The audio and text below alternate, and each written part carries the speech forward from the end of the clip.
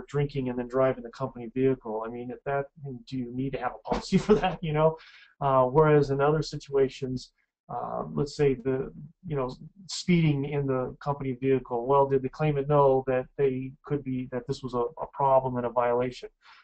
For you and I would say, yeah, well, duh, they shouldn't be speeding while they're running around in the company vehicle.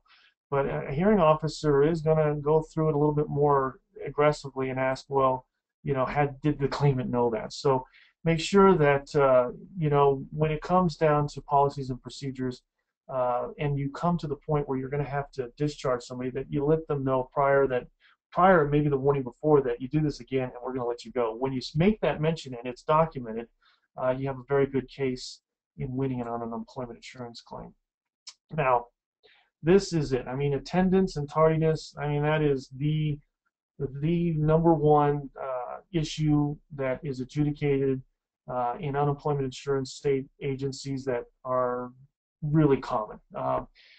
They're probably the most common one that I saw on my desk, and they're also pretty challenging to win for the employers.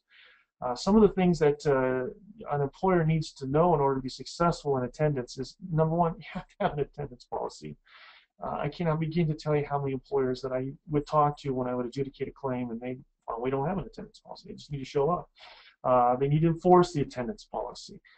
Have the employees sign an acknowledgement of the attendance policy. That's a good one right there. I've had some documents that I presented in hearings where it shows here's the attendance policy, but there's no signature by the claimant. Of course, the claimant will say, well, I didn't see that. I don't know what this document is. I've never seen it. Yes, they're under oath and they're supposed to be truthful, but all things being considered, if you do have an attendance policy, please, I ask, to your benefit, have the worker at least initial it somewhere that they've at least had access to it.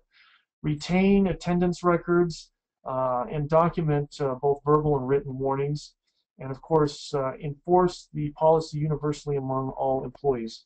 There's one last bullet I didn't put on there, but it's a very important one, and that is, if you have an attendance policy that works, say, on a point system, which is very common for hourly oriented employees, one of the things that you need to remember is that you should allow or have a system allowed so that the worker has access to look at the banking system, like, okay, I have 6 points and I can be discharged and I've accrued 4, so I have 2 points left. So I've had a number of hearing officers give problems in hearings when they cite, well, did the claimant actually have access